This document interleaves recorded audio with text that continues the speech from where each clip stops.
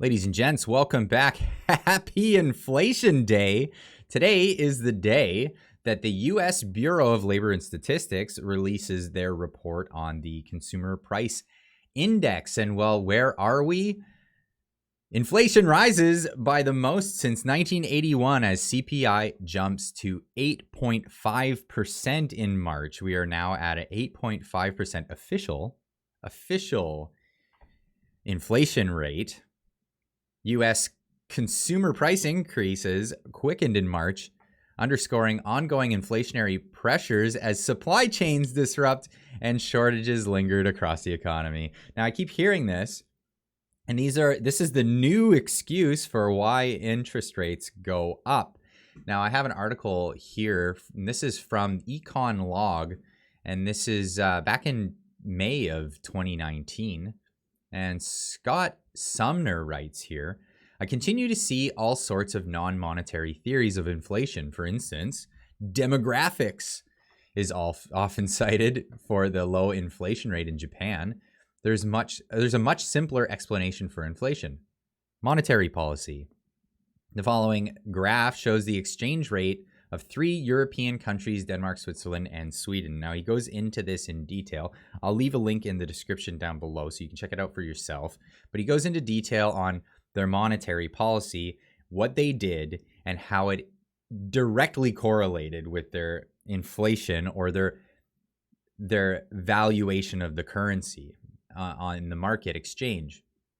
Of course, phasing power parity does not always hold, but in the long run, a policy that consistently depreciates a currency against another currency will generally leave the depreciating country with higher inflation. So direct causal link. It's not correlation, it's direct causal link. Sweden's expansionary monetary policy has returned its inflation rate to 2% over the past few years, while Denmark and Switzerland continue to fall short. Now, this is old news. This is from back in 2019, so I wouldn't go making any investments based on this, and I'm not giving any investment advice. Definitely not. But that is what's happening. Now, what for my Canadian audience, you're probably asking, well, why do you care about what the U.S. CPI is? Well, Canadian dollar is pegged at the U.S. dollar.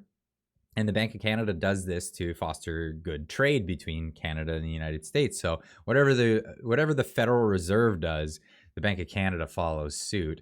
And if we look at interest rates in Canada, yikes. So dropping even lower. So if you understand where it comes from, and monetary policy is where the interest rates come from. It's a simple supply and demand curve. If you print more liquidity into the market, you make more new currency, there's more available to borrow. So the price for borrowing money goes down if there is supply and demand, right? If there's more supply of liquidity in the marketplace, the demand for it goes down. So the interest rates go down. It's cheap money. People borrow it. If there's less money available in the marketplace, in a normal marketplace where they're not manipulating the currency, it would be savings. So it would be savings in the marketplace. It would be people actually having savings in bank accounts. The money doesn't just sit there. It gets lent out. It gets lent out to investors and people that are looking for liquidity, looking for money to make investments. So if we don't have savings, well, how would interest rates be going down? Well, yeah, we have record low savings in Canada, but we have record low interest rates. Now, there's a definite clue that the monetary policy is printing more and more liquidity into the market. So we have lots of money getting out there, and a lot of it is thanks to our current government borrowing the most money that's ever been borrowed from any government in power in Canada. I think Trudeau has borrowed more money than all of the prime ministers combined. That is a thing. Interesting. So what does this mean for us? Well, the government has, the central banks, so this would be the Federal Reserve in the United States and the Bank of Canada, have the choice. Are we going to ride this out and have higher inflation and possibly runaway inflation? Or are we going to tighten that and pull pull new issuance of currency out from the marketplace, slow things down, and then have interest rates go up. Now, we do have an instance in history when this did take place. Here we have, this is from the Wikipedia page of Paul Volcker. I'm not going to assume that Wikipedia was making up stuff in this case, because this is actual just old history. Inflation emerged as an economic and political challenge in the United States during the 1970s. The monetary policy of the Federal Reserve Board, led by Volcker, were widely credited with curbing the rate of inflation and expectations that inflation would continue. U.S. inflation, which peaked at 14.8% in March 1980, fell below 3% by 83. The Federal Reserve Board, led by Volcker, raised the federal funds rate, which had averaged 11.2% in 79 to a peak of 20% in June 81. The prime rate rose to 21.5% in 1981 as well, which helped lead to the 1980 to 82 recession, in which the national unemployment rate rose to over 10%.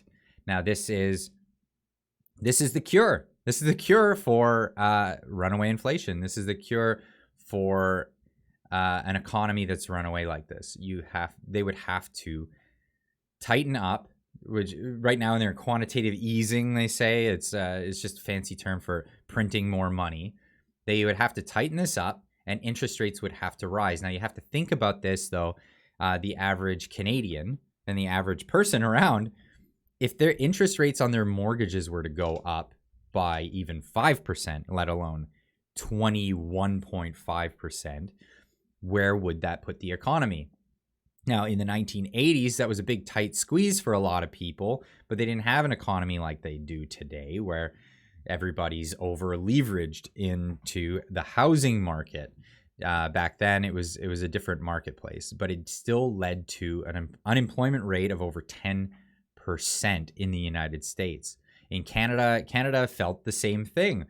Again, it's because the Bank of Canada, to foster trade with the United States, will peg the dollar at the United States just below the US dollar in order to foster trade. I mean, if our currency were to appreciate, it would slow down trade, and if it was to depreciate too much, it would affect trade as well. We wouldn't be able to bring stuff in from the United States. So this is a monetary policy in Canada that they've held for a long, long time. Follow the Federal Reserve.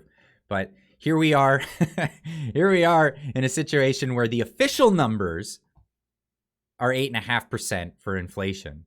Where's it gonna go? Where's it gonna go? If you believe the official numbers, leave a comment down in the section. Leave a comment in the comment section below. If you don't believe the official numbers, tell me why. Tell me what you think is actually going on. Otherwise, we'll see you in the next video. And happy Inflation Day. Keep on trucking.